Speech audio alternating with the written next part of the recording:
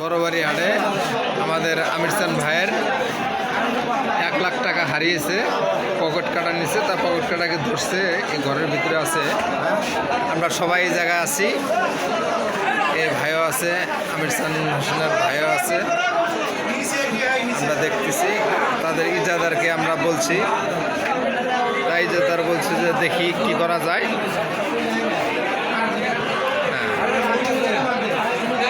এই যে আমির চান ভাইয়ের পকেটে দিয়ে নিচ্ছে 1 লাখ টাকা।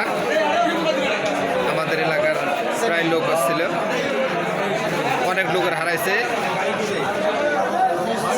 ভাই আপনার 95,000 টাকা হারাইছে। হ্যাঁ, আপনার কত টাকা হারাইছে? 89,000। 89,000 টাকা, হ্যাঁ, অনেক টাকা ভাই। দিছে কই জায়গা থেকে ভাই?